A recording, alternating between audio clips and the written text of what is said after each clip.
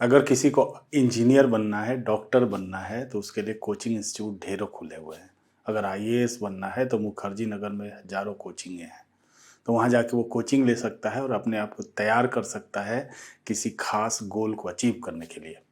लेकिन अगर किसी को नेता बनना है तो वो क्या करे? नेता बनने के लिए कोचिंग कहाँ मिले? तो ऐसी तो कोई कोचिंग है नहीं, लेकिन मैं इस वीडियो में आपको बताऊँगा कि नेता बनने की स्ट्रैटेजी कैसे तय करनी चाहिए।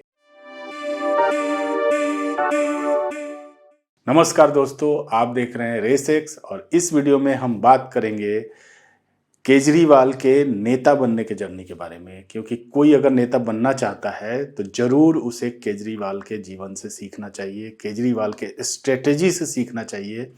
और केजरीवाल के स्ट्रेटजी को अगर फॉलो कर पाए तो मुझे लगता है कि ज़रूर नेतागिरी में कोई अपने आप को इस्टेब्लिश कर सकता है। अब सबसे पहले बात करते हैं कि कोई भी सिलेक्शन किसी को कोई क्यों चुनता है ना? कोई भी जब वोट देने जाता है तो चुनने का क्राइटेरिया क्या होता है? तो सबसे पहली बात जो मुझे समझ में आती है, हो सकता है मैं गलत हूं, लेकिन मुझे जो ऐसा लगता है कि कोई भी इंसान उसी को चुनता है जिसमें उसे पावर दिखता है, शक्ति दिखती है। यानी नेता को पावरफुल होना चाहिए। हम हमेशा ये बहस करते हैं कि लोग पढ़े लिखे आदमी को रिजेक्ट कर देते हैं और किसी क्रिमिनल को या कोई अच्छा इंसान नहीं है लेकिन पावरफुल है, दबंग है, अपने एरिया में दबा सकता है, किसी को अपने पावर को दिखा सकता है, तो ऐसे लोगों को लोग वोट देते हैं और वो जीतता भी है। और इसके एग्जाम्पल्स है, इस पर कोई बहस है नहीं। लेकिन कोई अगर पढ़ा लिखा हो, कोई ऑक्सफोर्ड यूनिवर्सिटी से पढ़ के आया हो और वो अगर चुनाव लड़ना चाहता है तो कई बार वो हार जाता है। और इसके भी एग्जाम्पल हमारे पास उपलब्ध हैं, मैं उसको मेंशन नहीं करना चाहता।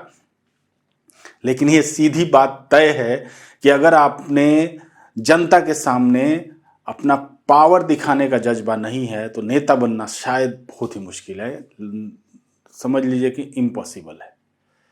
और ये चुनाव जो होता है ना, ये चुनाव जैसे अगर आप ये देखें कि कोई मादा जो है कौन से नर को चुनती है, अगर जानवरों में आप देखें, इंसानों में भी आप देखेंगे तो चुनने का क्राइटेरिया पावर होता है। आपको पावरफुल होना पड़ेगा, वेल्दी होना पड़ेगा, मजबूत होना पड़ेगा, तभी कोई फीमेल किसी मेल को चुनती है। और सेम क्राइटेरिया है, अगर कोई नेता अपना, कोई इंसान अपना नेता चुनना चाहता है तो उसके अंदर वो पावर दिखना चाहता है, वो जज्बात देखना चाहता है। उसे लगता है कि कहीं मैं अगर कमजोर पड़ गया किसी काम में तो मेरा नेता मेरा पावर बन के मेरा साथ देगा या नहीं देगा ये तो सभी को पता है। लेकिन चुनने के समय आदमी ये क्राइटेरिया जरूर देखते हैं। और इसी के लिए आपको अपने आप को पावरफुल शो करने का एक तो तरीका ये है कि आप क्रिमिनल बन जाइए, मर्डर कर दीजिए, या अपने क्षेत्र में लोगों को दबाइए, मतलब गैंग खड़ा करिए। ये तरीका था, थोड़ा पुराना तरीका है, लेकिन ये प्रूवन है, ये काम करता है। लेकिन दिक्कत ये है कि जब आप पढ़ लिख लेते हैं, कुछ मुकाम हासिल करते हैं और जब आपके अंदर विजन हो जाता है तब आप ये काम नहीं कर सकते सिर्फ नेता बनने के लिए। तो फिर किया क्या जाए? अगर कोई पढ़ा लिखा इंसान, कोई एजुकेटेड पर्सन, और उसके पास अगर कोई विजन है अपने कंट्री के लिए, अपने स्टेट के लिए या अपने क्षेत्र के लिए, तो उसे नेता बनना हो तो वो कैसे बनेगा? इसीलिए आपको देखते हुए समझ में आता होगा कि कोई सी भी अच्छे आदमी को आप अगर कहें कि आप चुनाव लड़ लो तो तुरंत प्रणाम करके बाहर निकल जाएगा, क्योंकि उसे पता है कि लोग वोट नहीं देते हैं। अब केजरीवाल का नेता बनने की अगर आपको कहानी समझनी है तो उस पर मैं थोड़ा सा चर्चा करता हूं, और फिर हम बात करेंगे कि क्या केजरीवाल ने कोई स्ट्रेटेजी बनाई थी या अपने आप हुई सारी घटनाएं हैं जो हूबहू अपने आप स्पॉन्टेनियसली घटती गई, क्योंकि ये घटित होना था और केजरीवाल मुख्यमंत्री बन गए, फिर जेल भी गए और अभी सत्ता में भी नहीं है। चलिए, वो जर्नी तो थी। तो देखिए, केजरीवाल के अगर अर्ली समय में जब वो संघर्ष कर रहे थे, जब वो आईआरएस ऑफिसर थे, तब उन्होंने लोगों की मदद करने के लिए एक संस्था बनाई थी, परिवर्तन। और उस परिवर्तन के तहत वो काम करते थे, जिसमें उनके साथी बने थे मनीष सिसोदिया, और उन्हीं दिनों से इन दोनों की दोस्ती बहुत ही अच्छी है। ये लोग झुग्गी झोपड़ी में काम करते थे, लोगों की हेल्प करना, राशन दिलाना, या और भी स्कूलों में जाके चीज़ों को ठीक करने के लिए आग्रह करना, हॉस्पिटल में कहीं इलाज नहीं हो पा रहा है तो उसमें किसी को सपोर्ट कर देना। तो एक लिमिटेड लेवल पे लोगों का हेल्प तो ये करते थे, करने की कोशिश करते थे, लेकिन इन्हें लगता था कि सर ये जो हम हेल्प कर पा रहे हैं ज़्यादा इतने ब्रॉड लेवल पे नहीं हो पा रहा है, या जो भी हो। बाद में इन्होंने इंडिया अगेंस्ट करप्शन बनाया और लोकपाल आंदोलन इन्होंने छेड़ा।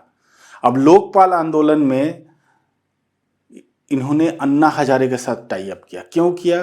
क्योंकि अन्ना हजारे एक ऐसा नाम थे, एक ऐसा चेहरा था जिसको देख के लोग जुड़ सकते थे। तो ये एक स्ट्रेटेजी का पार्ट है। ये नेता बनने की स्ट्रेटेजी में शामिल होगा या नहीं होगा, लेकिन केजरीवाल के अक्ल, अगर उस पूरे कैंपेन को केजरीवाल ने डिजाइन किया था तो ये मानना पड़ेगा केजरीवाल को कि केजरीवाल ने अन्ना हजारे को लेके आए, क्योंकि उन्हें पता था कि शायद उस समय तक उनका कद इतना बड़ा नहीं था कि लोग उससे आकर्षित होकर इस कैंपेन से जुड़ते। अन्ना हजारे को उन्होंने मिलाया, और भी कई सारे लोग, किरण बेदी, कुमार विश्वास, शांति भूषण, प्रशांत भूषण, ये उस समय के मतलब बागी टाइप के लोग, एक्टिविस्ट टाइप के लोग थे जो कि चैलेंज कर सकते थे, खड़ा होकर पूरे सिस्टम को चैलेंज कर सकते थे। ऐसे लोगों को इन्होंने एक साथ खड़ा कर लिया और खड़ा करके इन्होंने India against corruption, Anna Hazare के, समझिए कि इस कैंपेन के जो मुख्य चेहरा था, अन्ना हजारे के चेहरे के तले इन लोगों ने शुरू किया। और ये कैंपेन इतना जबरदस्त तरीके से सक्सेस रहा जो कि केजरीवाल के पूरी जिंदगी बदलने वाली थी। और उस कैंपेन में केजरीवाल उभर कर सामने आ गए। बहुत सारे लोग सामने आए, साथ में केजरीवाल भी आए। कुमार विश्वास अच्छे खासे फेमस थे, लेकिन उनको एक और नए लेवल का नाम मिला। और बाकी शांति भूषण, प्रशांत भूषण भी थे, उन्हें भी लोग जानने लगे, क्योंकि मैं तो इस आंदोलन के पहले इन लोगों का नाम सुना नहीं था। अन्ना हजारे का भी नाम मैंने थोड़ा बहुत ही सुना था, बहुत इस लेवल का नाम नहीं था उनका। और केजरीवाल को तो मैं जानता ही नहीं था, लेकिन केजरीवाल का मेरा पहला परिचय उस इंडिया अगेंस्ट जो लोकपाल आंदोलन हुआ था उसी के भाषण के दौरान मैंने सुना, और मैं काफ़ी प्रभावित हुआ था। बोलने का तरीका और जो भी स्ट्रेटेजिकली वो बोलते थे, मन मोह लेने वाला उनके अंदर भाषण का और कम्युनिकेशन स्किल। और कुमार विश्वास को मैं पहले से जानता था, वो उस मंच पे आए तो मुझे अच्छा लगा कि चलिए अच्छे लोगों का एक ग्रुप है। और डेफिनेटली ये ग्रुप इतना बढ़िया कमाल का था कि लोग जुड़ गए। और इसी ग्रुप में सरकार के साथ बहस करते हुए, नेताओं के साथ बहस करते हुए ये फैसला लिया गया कि हमें एक पार्टी बनानी चाहिए। और फिर केजरीवाल, सबसे पहले अन्ना हजारे ने इस पार्टी बनाने की घोषणा की, फिर बाद में उन्हें लगा कि शायद ये पार्टी बनाना ठीक नहीं रहेगा, तो वो उस पार्टी से, तो पॉलिटिक्स से उन्होंने अपने आप को अलग रखा। लेकिन केजरीवाल एंड टीम ने, जो उस समय टीम थी जिसमें योगेंद्र यादव शामिल थे, प्रशांत भूषण, शांति भूषण, सभी लोग थे। और ऐसा कहा जाता है कि शांति भूषण ने फंड दिया था उस समय पार्टी को खड़ा करने के लिए। और तब एक पार्टी का गठन होता है, आम आदमी पार्टी। केजरीवाल ने बना ली आम आदमी पार्टी, लेकिन अब उनके पास एक पार्टी थी, दिल्ली था, दिल्ली की समस्याएं थी, और उसमें जीतने के लिए बनानी थी स्ट्रेटेजी, और उन्हें बनना था नेता। अभी तक लोग एज ए एक्टिविस्ट काफ़ी अच्छी तरह से उन्हें जानते थे, लेकिन उन्हें कहीं ना कहीं ये डर था कि मेरे ये सारे काम शायद चुनाव जीतने के लिए इतने कारगर सिद्ध नहीं होंगे। उन्हें दिखाना था जनता के सामने अपना पावर, और वो पावर अभी तक एक पूरे मतलब हॉलिस्टिक लेवल में, बड़े लेवल पे लोगों ने नहीं देखा था। हाँ, उनके भाषण जरूर सुने थे, भाषण से लोग प्रभावित होते थे, लेकिन वो उनका पावर को नहीं दर्शा पाता था कि क्या सच में इस बंदे के में इतना जुझारूपन है। क्योंकि जब वो काम करते थे परिवर्तन के दिनों में, झुग्गी झोपड़ियों में, तो लिमिटेड लोग उनको जानते थे, बहुत बड़ी पहचान उनकी नहीं थी। बड़ी पहचान बनी, इवन इंडिया लेवल के, देश क्या विदेश लेवल तक क्या पहचान बन गई उनकी इंडिया अगेंस्ट करप्शन या लोकपाल आंदोलन की वजह से। पहचान तो बनी, लेकिन फिर भी उन्हें डाउट था कि जब आदमी वोट देने जाएगा तब क्या मुझे वोट देगा। तो उन्होंने एनालिसिस किया होगा, उन्होंने लगा होगा कि भाई मुझे तो दिखाना पड़ेगा कि मेरा पावर, एक पावरफुल आदमी है जो किसी भी हद तक कोई काम करने के लिए जा सकता है। और ये एकदम सोची समझी उनकी स्ट्रेटेजी का हिस्सा रहा होगा कि उन्होंने भूख हड़ताल की। 15 दिनों का या 16 दिनों का, मुझे एग्जैक्ट डेट याद नहीं है, लेकिन उन्होंने बिजली बिल के लिए जनता के साथ मिलके उन्होंने जनता के लिए एक भूख हड़ताल की, और वो भूख हड़ताल ही उनको पॉलिटिक्स में एक नेता के रूप में एस्टैब्लिश कर गया। और उन्होंने दिखाई अपनी पावर। उन्होंने जनता के सामने ये पेश किया कि मैं वो नेता हूं कि जब मुझे इच्छा होगी तो मैं लड़ के, झगड़ के, भूख हड़ताल करके, कुछ ना कुछ करके मैं काम तो करवा ही लूंगा, मैं आपके लिए खड़ा रहूंगा। तो ये एक एस्टेब्लिशमेंट है। उन्होंने शायद ये गांधी जी से प्रेरणा लेके ये सीखी होगी, और ये जुझारूपन दिखाने के लिए उन्होंने जो ये भूख हड़ताल किया, ये उनके लिए बहुत ही कारगर सिद्ध हुआ। और देखिए ये सारा कमाल, ये जो भी उन्होंने किया, उन्होंने जो बिजली पानी, उन्होंने फिर जो भी अपनी चुनाव आया, चुनाव के लिए जो भी उन्होंने मैनिफेस्टो बनाया, उस मैनिफेस्टो में भी काफी कमाल कमाल के चीजें रखी, जैसे बिजली के बिल हम आधे कर देंगे, तो लोगों को भरोसा हुआ, पानी फ्री देंगे, स्कूलों को हम ठीक करेंगे। उस समय कहते थे, मुझे भी भरोसा नहीं होता था, लेकिन मैं सुनता था कि भैया हम सरकारी स्कूल को ऐसे बना देंगे कि प्राइवेट स्कूल से भी अच्छे बना देंगे, ये वो वादा करते थे। और उन्होंने कहा हम हॉस्पिटल को अच्छा करेंगे। उन्होंने कभी ये नहीं कहा कि हॉस्पिटल में फ्री दवाई देंगे, ये देंगे, वो देंगे। वो तो बाद में जब वो सत्ता में आ गए तो उन्होंने जितना कहा उससे ज़्यादा भी करने की कोशिश की। उसके बाद देखिए हुआ क्या, वो 28 सीटें लेके जीत गए, और कांग्रेस भी उनको भाप नहीं पाई, और कांग्रेस ने उसे दे दिया समर्थन।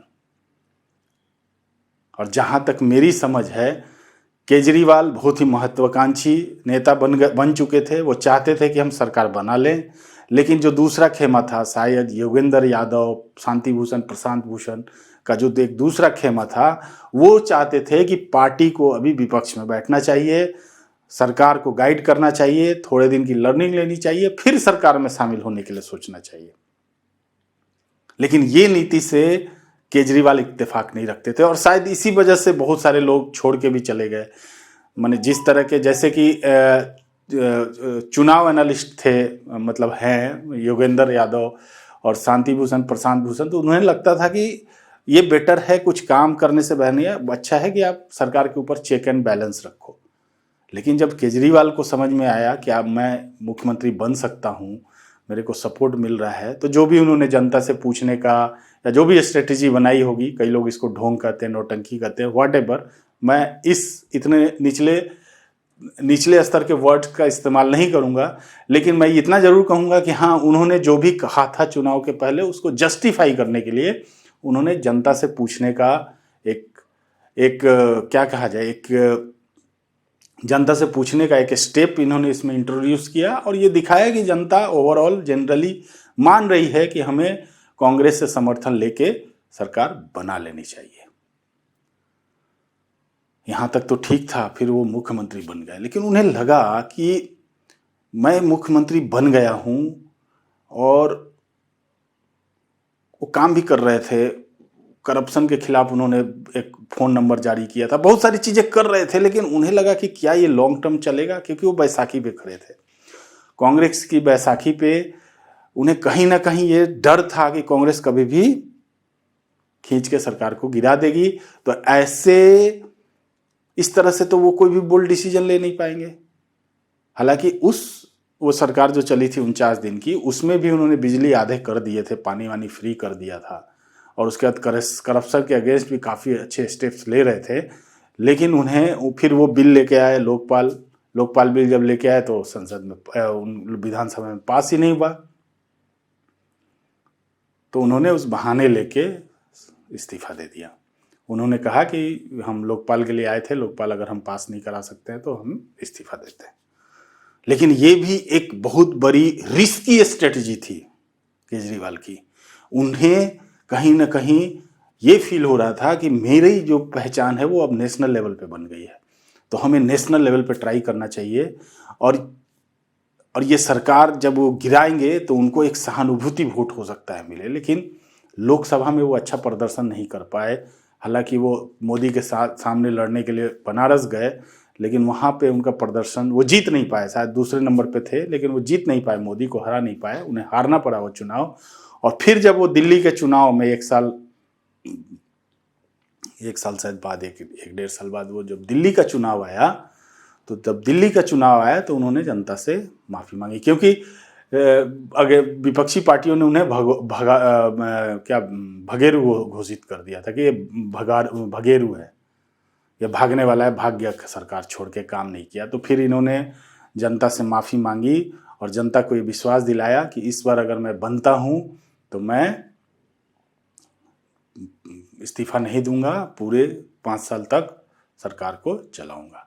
और ये लोगों ने उस समय इनको बहुत सपोर्ट किया, और ऐसा सपोर्ट किया कि एकदम लैंडस्लाइड विक्ट्री मिली, 67 सीट्स 70 में 67 सीट जीत गए। तो केजरीवाल का ये करिश्माई कमाल जो था वो लोगों ने देखा। लोगों ने शायद ये 49 डेज में उन्होंने कुछ ना कुछ तो टेलर देखा होगा, उनको उम्मीद तो जागी थी इस नेता से।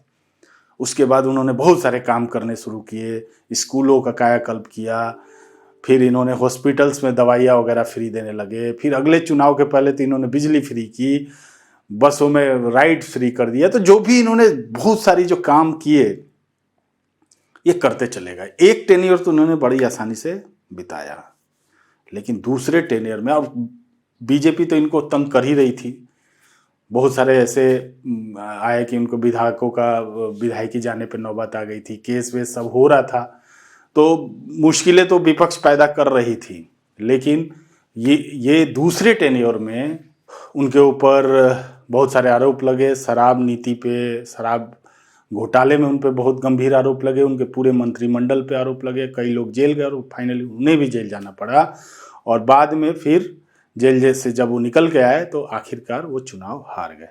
तो ठीक है, राजनीति है, चुनाव में हार जीत लगी रहती है, लेकिन उन्होंने अपने आप को नेता के रूप में एस्टेब्लिश कर लिया। 10 साल उन्होंने मुख्यमंत्री रहे और काफ़ी पॉपुलैरिटी उन्होंने गेन की। तो ये जो पूरा जीवन चक्र है, जो भी उन्होंने किया, जो भी स्ट्रेटेजी बनाया अपने आप को एस्टेब्लिश करने के लिए, अगर कोई नेता बनना चाहता है और इस कदम पे चलेगा तो जरूर उसे फायदा होगा। सीखना चाहिए, क्योंकि जब तक आप पब्लिक के सामने अपनी पावर को नहीं दर्शाते हो, उन्होंने क्या दर्शाया कि मैं किसी से डरता नहीं हूँ, मैं कुछ भी कर सकता हूँ। बीच में तो और भी आंदोलन होना, वो मुख्यमंत्री होते हुए भी उन्होंने कई बार एलजी के दफ्तर में भी उन्होंने धरना दिया। 26 जनवरी के समय उन्होंने धरना दिया था, तो उनको धरना कुमार बोलने लगे थे लोग। तो फिर उसके बाद फिर उन्होंने वो सब चीज़ें छोड़ी और फिर उन्होंने जनता में ये एक मैसेज दे दिया कि I am a powerful man, I can do anything for you.